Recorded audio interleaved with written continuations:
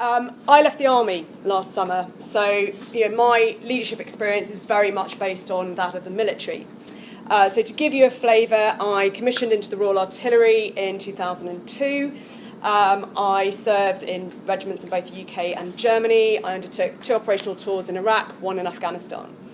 Halfway through my tour of Afghanistan, I was involved in an explosion which resulted in 1 of my soldiers being killed and 4 of us being injured.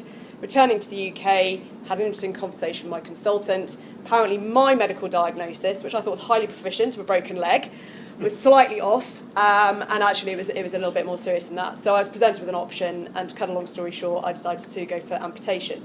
So without all trying to work out for the next sort of few minutes which one it is, it's my left, there we go. But for me, it's a really straightforward decision, actually. The alternative was to have my ankle fused, to walk with a stick, be in pain on a daily basis. And if I walked in like that, I think you'd all know that I was carrying an injury, but hopefully, none of you did realise. The alternative then, amputation, was one that would give me function and continue to live an active life. And so that, for me, was the basis of my decision. So about 16 months of pretty intensive rehab and a few visits back into hospital, I then returned to work, and very much one of the lucky few who was able to return to service post-injury. I was then very focused on re-establishing myself professionally. I did that. I gained promotion alongside my peers. So I was very happy that I ticked that box. But what I hadn't really sort of achieved was the level of function that had made the decision to amputate so straightforward. So I had some further revision surgery, and following that, as I was rehabbing from that, decided, really still don't know why, to take part in an expedition to Antarctica with the charity Walking with the Wounded.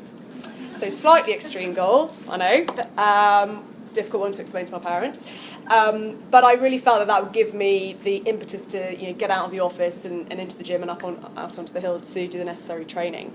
It was a team expedition as well, so 3 teams of injured service personnel from the UK, the US and the Commonwealth, and I felt that would sort of give me the additional motivation, training for and with a team. So a lot of rehab is actually sort of quite a solitary journey. And then, with what Walking with the Wounded did, I was moved very quickly to try and do what I could to help raise funds and awareness for a charity that's trying to help people who are less fortunate than me. So about 18 months after that, having recovered from the trauma of a couple hundred miles ski to South Pole, I left the army. So that was where I found myself last summer. Set up a business. So I now work as a leadership consultant, so designing and delivering leadership training programs. I do keynote speaking, and I'm a business and life coach. So for me, it's fantastic because I've been able to take what I most enjoyed about being in the army, which being a gunner actually wasn't blowing stuff up, although that was quite fun at times, but actually it was about sort of developing and getting the best out of my soldiers, and that's what I've brought into Civvy Street. So a few challenges along the way, some of which I've made quite obvious to you. I think in terms of resilience and agility, for me it's very much about that sort of tripartite nature of resilience, so physical, mental and emotional strength. The physical stuff's actually pretty easy to build on, but undertaking physical challenges really helps for you to build your mental and emotional strength. And actually seeing challenge as an opportunity to build your resilience and reframing it in that way, as opposed to kind of being scared by it, I think is absolutely critical. I draw very heavily on my values. Being a military person, probably not a big surprise, but they're kind of like my north pointer on my compass, if you like. So as I'm sort of approaching a challenging situation where I need to draw on resilience, I very much do kind of look at my values to help me to sort of make decisions in those critical situations. And another big sort of resource for me that I draw on is adaptability. So a number of times during the course of my career, I've had to be able to adapt.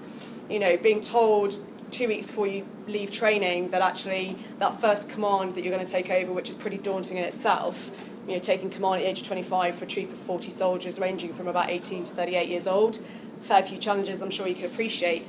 Being told 2 weeks before you do that, you actually need to do that out on an operational tour in Iraq, suddenly that challenge is heightened somewhat. Deploying to Iraq a second time 3 years later, and again less than a month before deploying, being told actually you're going to go out to do a completely different job from the one you've just spent 6 months training for. You've got to be able to adapt, because suddenly you're doing a different job at a different level with a different group of people, and so you've got to start building those relationships very, very quickly.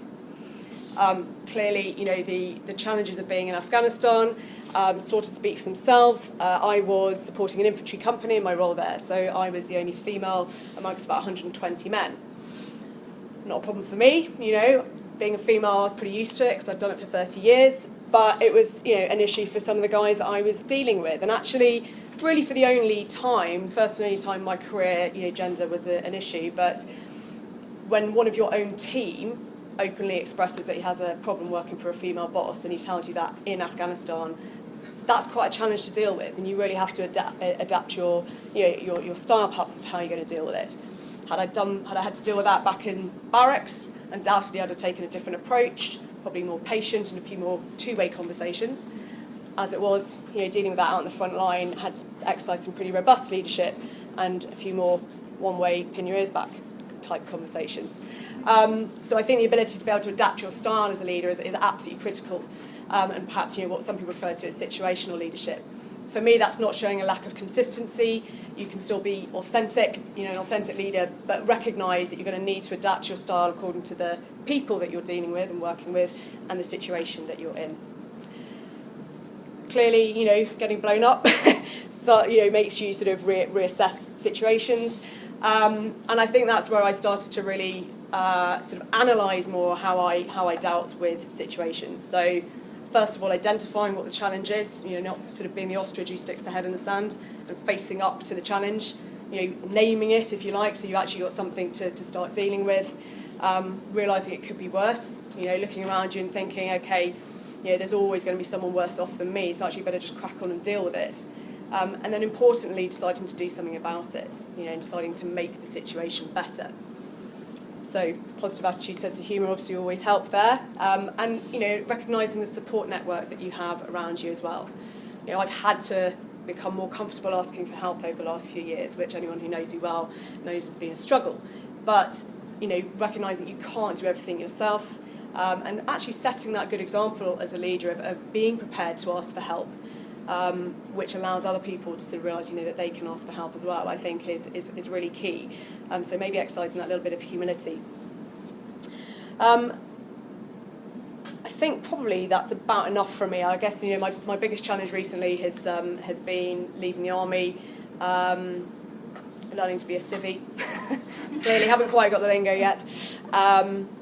I'm very happy to talk more about this later. I think Antarctica and leaving the army have been the two big things most recently that have really sort of drawn me to reflect on my experience, on myself, definitely kind of self-leadership, which I think is perhaps overlooked sometimes, but I would sort of throw out the challenge to you that until you can lead yourself, you're not going to have a hope of leading anybody else.